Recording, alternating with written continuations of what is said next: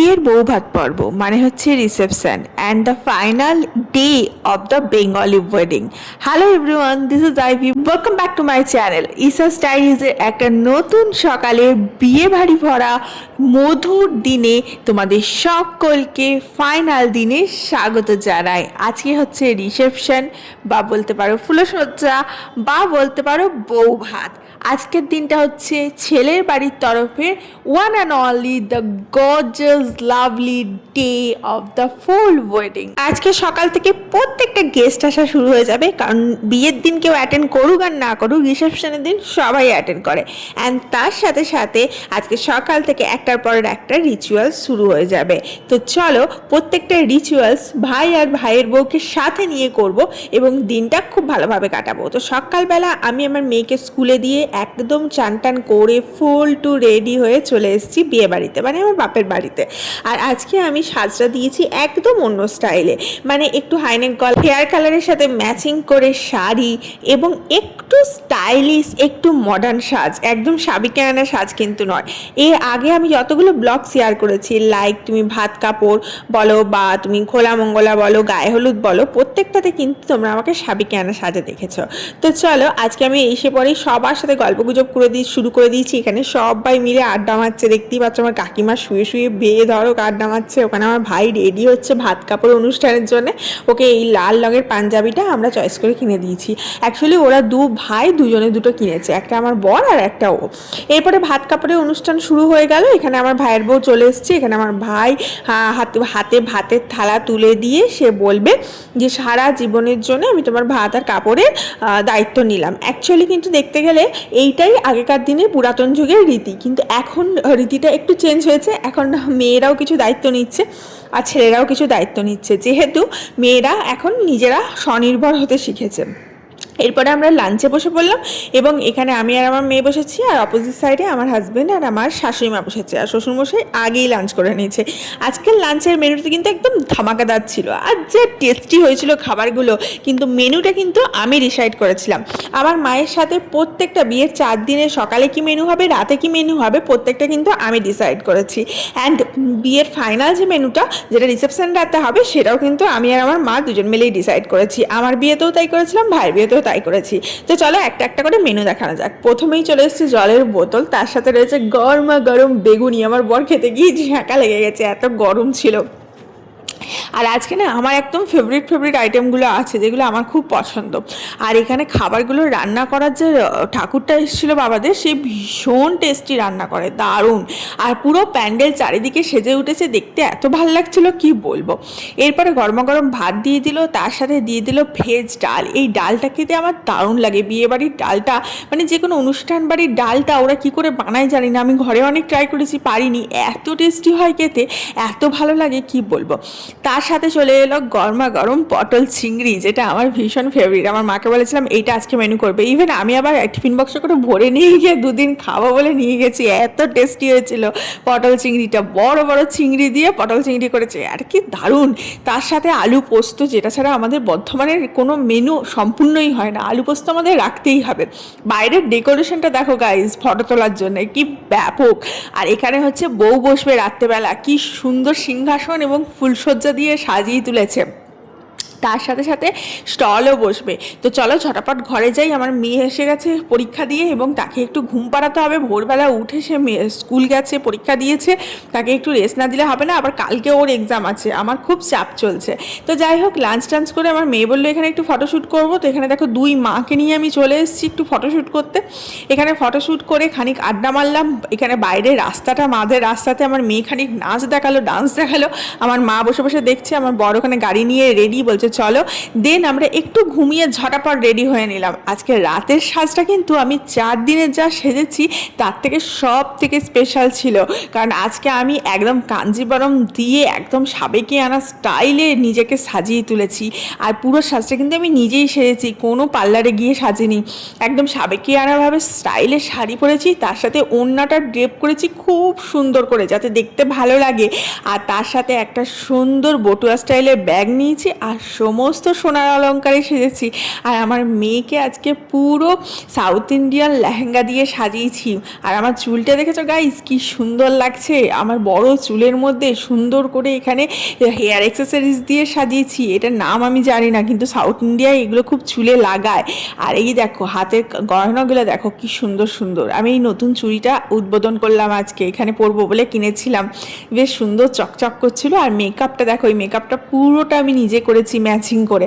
এবং আমি যে ভাবতেই পারি না যে এত সুন্দর মেকআপ আমি করেছি, মানে বিয়ে বাড়ির যাবার জন্য আমি মেকআপ আমি ভেবেছিলাম পার্লারে গিয়ে করাবো, কিন্তু সময় হয়ে উঠলো না।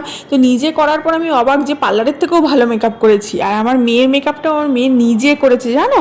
আমার মেয়ে হাতে যেগুলো পরেছে হস্তবন্ধন, এগুলো আমার বিয়েতে আমি পরেছিলাম, তারপরে তার পরা হয়ে ওঠেনি, ওকে দিলাম, ওকে বললাম তুই পর, কি ভালো লাগছে দেখতে। ফাইনালি আমরা রেডি যাবার জন্যে, এবং গিয়ে পরে অনেক ফটো তুলবো, অনেক খাওয়া দাওয়া করবো, অনেক মজা করবো। আমার হাজব্যান্ড কিন্তু লাল পাঞ্জাবিতে সেজেছে, মনে আছে বললাম সকালবেলা আমার ভাই পরেছিল সেম টু সেম পাঞ্জাবি, আমার বর আর ভাই দুজন মিলে একসাথে কিনেছে। প্রথমে আমার বরই চয়েস করেছিল, তারপর আমার ভাই বললো যখন জামাইবাবু চয়েস করেছে তখন আমিও কিনবো, দুজন মিলে একসাথে কিনেছে, একটুখানি 19-20। তো আমার বর ওই পাঞ্জাবিটা পরেছে, দুজনের ম্যাচিং ম্যাচিং, আমার আর আমার বরের। এখানে একটু সিঁদুর দিয়ে নিচ্ছি, সিঁদুর ছাড়া তো যে কোনো সাজ অসম্পূর্ণ, কারণ বাঙালিয়ানাতে সিঁদুর ছাড়া কোনো কিছুই চলে না, কোনো কিছুই সম্পূর্ণ হয় না। তো একটু বেশি করেই সিঁদুর দিয়ে নিলাম যাতে দেখতে ভালো লাগে। আর আমি ইচ্ছা আছে অনেক অনেক রিলস বানাবো, কিন্তু খুব একটা বেশি রিলস বানিয়ে উঠতে পারিনি কারণ অনেক লোকজন আসছিল। ফাইনালি আমরা যাবার জন্য রেডি এবং লিফটে নামছি। এই দেখো আমার বরকে কেমন লাগছে দেখতে। আমার বর বলছে তোমাকে তো একদম নতুন বউ লাগছে। আমার বর বলছে তোমার বিয়ে না কা তোমার ভাইয়ের বিয়ে, সে তো বোঝাই যাচ্ছে না। আর এখানে আমার কন্যা, তাকেও খুব সুন্দর লাগছে। ফাইনালি সেজেগুজে আমরা চলে এসেছি বিয়ে বাড়িতে, এবং বিয়ে বাড়িটা চারিদিকে আলোয় আলোয় ভরে উঠেছে, এত সুন্দর লাগছিল ডেকোরেশনটা কি বলবো। চলো তোমাদেরকে ফ্রন্টটা দেখাই। এই দেখো আমার ভাইয়ের আর ভাইয়ের বউয়ের ছবি দিয়ে নাম দিয়ে সামনেটা ডেকোরেশন করা হয়েছিল ফুল টুল দিয়ে, আর সামনেটায় ফটোশ্যুট করার জন্যও কিন্তু জায়গা ক্রিয়েট করা হয়েছিল।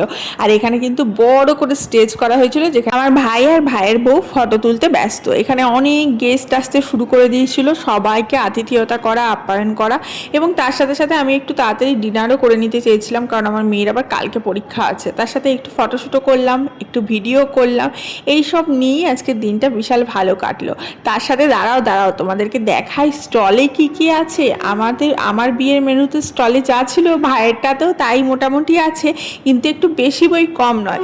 1000 খানেক ফটো আর 2000 খানেক ভিডিও তোলার পর আমার খিদে পারলো, এবং খিদে পাওয়ার পর আমি ভাবলাম গুটি গুটি পায়ে অগ্রসর হই স্টলের দিকে। আর এখানে আমার মেয়ে আর আমি দুজন মিলে একটুখানি ভিডিও বানিয়ে নিচ্ছিলাম, রিলস বানিয়ে নিচ্ছিলাম। এই সব করার পর হঠাৎ দেখি ফুচকা রয়েছে স্টলে, আর কি ছাড়া যায়, ছুটতে চলে গেলাম ফুচকার দোকানে। এই দেখো ফুচকার স্টল দেওয়া হয়েছে, তার সাথে পকোড়া, তার সাথে কোল্ড ড্রিঙ্কস, তার সাথে কফি, এত কিছু স্টল ছিল। আমার বিয়েতেও কিন্তু ফুচকার স্টল ছিল, আর ফুচকা রাখার জায়গাটা কি সুন্দর দেখো, দেখেই মন ভরে যাচ্ছে। এরপরে ঝট করে ফুচকা খেয়ে নিলাম, এবং আমার ফুচকা খাওয়ার সাথে সঙ্গী ছিল আমার শাশুড়ি মা আর আমার কন্যা, তিনজন মিলে আমরা ফুচকা খেলাম। আমার মেয়ে তো বেশি খায় না, খুব ঝাল লাগছিল, ও একটুখানি খেলো, আমরা বেশি করে খেলাম, কারণ আমি না বহুদিন পর ফুচকা খেলাম, আর ফুচকাটা এত ভালো করেছিল, মানে জাস্ট ইয়ামি। এরপরে বাবার সাথে একটু ভিডিও করলাম, কারণ আমার বাবা দেখছে হাসি মুখে আজকে ঘুরে বেড়াচ্ছে, তার খুব খুশি, ঘরে নতুন বৌমা এসছে। এখানে আমার মা তার বৌমার ব্যাগ ধরে বসে আছে, আর বৌমা ওদিকে ফটো তুলতে ব্যস্ত।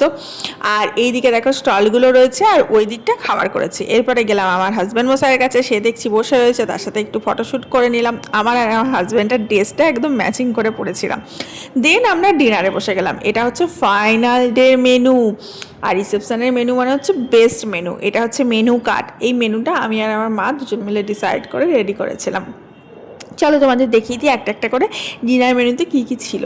একটা খাবার এক এক রকম খেতে ছিল, একদম লাজবাব, এত সুন্দর, এত টেস্টি যে খেয়ে মনই ভরে না, এত ভাল লাগছিল।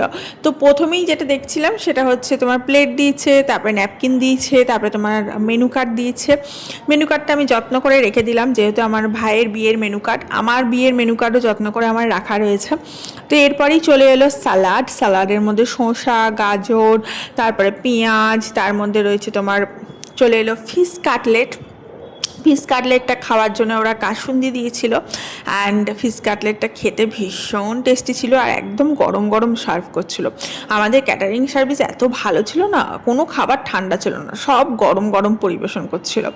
এরপরে চলে এলো বড় বড় রাধাবল্লভী, আর রাধাবল্লভীর সাথে ডাল মাখানি, আর এত টেস্টি হয়েছিল গাইস কি বলবো। প্রত্যেকটা খাবার লাজবাব হয়েছিল, কারণ আমার বাবা যাকে ক্যাটারিং দিয়েছিল তার প্রত্যেকটা রান্না ভালো, এত সুন্দর খেতে।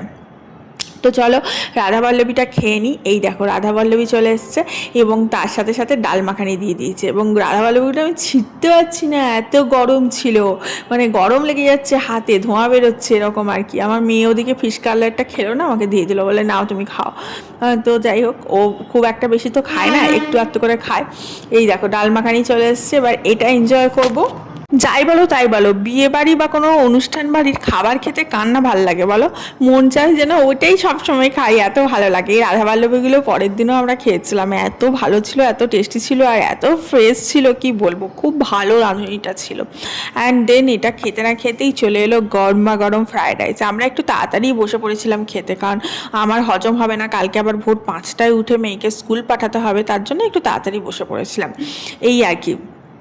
না হলে পরে ভাইয়ের বউ, মা, বাবা সবার সাথে বসা যেত না, ওই জন্যই আমি তাড়াতাড়ি বসেছিলাম, কারণ আমি তাড়াতাড়ি আজকে আমাকে চলে যেতেও হবে, বেশি রাত জাগলে হবে না। যদি মেয়েকে বেশি রাত জাগাই, মেয়ে কালকে উঠে আর পরীক্ষা দিতে পারবে না, দুটো দিকই আমাকে ধরতে হচ্ছে, এটাই হয়ে গেছিলো মুশকিল।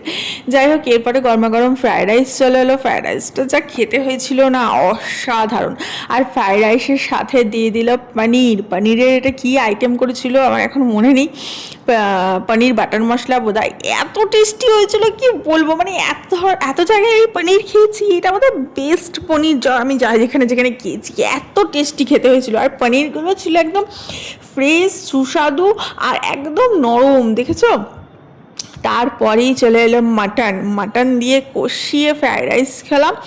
অ্যান্ড তারপরে মিষ্টি ছিল, মিষ্টির মধ্যে রসগোল্লা ছিল, তারপরে সন্দেশ ছিল, তারপরে ছিল আমের চাটনি, পাঁপড়, তারপরে ছিল তোমার আইসক্রিম, আর সর্বশেষে ছিল পান। এটা ছিল ফুল মেনু। এই দেখো রাজকীয় বাইট দিলাম মুখে গাইস।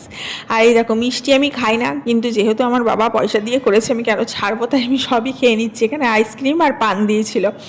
এই দিয়েই আজকে আমরা পুরো ডিনারটা এনজয় করে সারলাম। তারপরে খানিক ফটোশ্যুট করলাম, গ্রুপ ফটোশ্যুট করলাম। তোমরা আমার ইনস্টাগ্রাম পেজে চলে গেলে সমস্ত ফটোগুলো খুব ভালোভাবে দেখতে পাবে আর রিলগুলো দেখতে পাবে। এখানে আমাদের সমস্ত রিলেটিভরা বসেছিল, আমি ঠাকুমার সাথে একটু ফটো টটো তুলে নিলাম। দেন ভাবলাম একটু কোল্ড ড্রিঙ্কস খাই, তাহলে খাবারগুলো তাড়াতাড়ি হজম হয়ে যাবে। আর আমার মেয়ে যে কত কোল্ড ড্রিঙ্কস খেয়েছে গাইস কি বলবো, কারণ কোল্ড ড্রিঙ্কসের স্টল ছিল তো, ও যাচ্ছে আর গ্লাস করে নিচ্ছে আর খেয়ে নিচ্ছে। আমি খুব একটা খাইনি, হালকা ফুলকাই খেয়েছি, কারণ আমি খুব ভয়ে ভয়েই খাবার খাচ্ছিলাম, কারণ আমার যদি হজম না হয় ভোর 5টায় উঠে সেই আমার কষ্ট হবে, গা পাক দেবে, মাথা ঘুরবে, আর মেয়েকে স্কুলে পাঠাতে পারবো না। এটা হচ্ছে বাইরের এন্ট্রান্সটা গাইজ, আমার বাবার বাড়ির বাইরে লাইট দিয়ে কি দারুণ সাজিয়েছিল গোটা রাস্তাটা, মানে এই রাস্তাতে হেঁটে চলাটাও একটা সুন্দর রিলস হয়ে যাবে আর কি, এত সুন্দর। তো যাই হোক, আমি খুব বেশি রিলস বানাতে পারিনি, দু একটাই বানিয়েছি। তোমাদের একবার বাইরের ডেকোরেশনটা দেখিয়ে নিলাম, কারণ এখনও পর্যন্ত কোনো যাত্রী এসে পৌঁছায়নি, রাত 9টা বেজে গেছে, ওদের একটু আসতে টাইমই লাগছে। আর এটা হচ্ছে মেন এন্ট্রান্সটা, এখানে ভাইয়ের আর ভাইয়ের বউয়ের ফটো দেওয়া ছিল, নাম লেখা ছিল, এবং ফুল দিয়ে খুব সুন্দর ডেকোরেশন করে সাজানো ছিল। তারপরে চলে গেলাম ওদের ফুলসজ্জার খাটের এখানটা, খুব সুন্দর সাজিয়েছিল, ফটোশ্যুট হচ্ছিল। এটা হচ্ছে আমার ভাই আর ভাইয়ের বউ, ওদের দুজনের ফুলসজ্জার ফটোশ্যুট হচ্ছিল। তো ওখানে একবার গেলাম ওদের কাছে ফটোশ্যুট দেখতে, যে ওরা কেমন ফটোশ্যুট করছে। আমাদের সময়ের কথা মনে পড়ে যাচ্ছিল, আমি এখানে প্রচুর ভালো ভালো পোজে ফটো দিয়েছিলাম। ওদের যেহেতু অ্যারেঞ্জ ম্যারেজ, তাই অতটা হয়তো ওরা পোজ দিতে পারছে না, একটু সিম্পলের ওপরই ওরা ফটো তুলেছে, কিন্তু ফুলের ডেকোরেশনটা বেশ সুন্দর করে সাজিয়েছিল, এখানে একটা লাভ করেছিল, দেখতে ভালো লাগছিল। দেন চলে এলাম বাইরে আসতে না আসতেই আমি ঘরের বাইরে জাস্ট এসেছি, আর দেখছি কনে যাত্রী এসে হাজির। এই যে কনে যাত্রী ঢুকছে, ওদের আসতে একটু লেটই হয়ে গেছে। আবার অর্ধেকজন এখানে এসছে, অর্ধেকজন আবার আর একটা গাড়ি আর কি রাস্তা খুঁজে পায়নি, সেই গাড়িটাকে আবার ওদের আর একজন গেল দেখিয়ে আনতে। এই যে ফুলের তোড়া নিয়ে তত্ত্ব নিয়ে ওরা ঢুকছে আস্তে আস্তে ঘরের, মানে রিসেপশনের ওই দিকে ঢুকছে। আমি বললাম হ্যাঁ চলো। আর ওদের আর একটা গাড়ি এখনো আসেনি। দেন আমি একটু রিল টিল বানিয়ে নিলাম আমার বরের সাথে, এবং তারপরে ওরা যখন খেতে টেতে বসলো তখন আমি চলে এলাম আমার মেয়েকে নিয়ে। আর আমার বরকে বললাম তুমি আর একটু দাঁড়াও, তারপরে লাস্টে আসবে। এইভাবেই আজকের দিনটা খুব ভালোভাবে এবং এনজয় করে কাটালাম। এটা হলো সিরিজের লাস্ট পর্ব।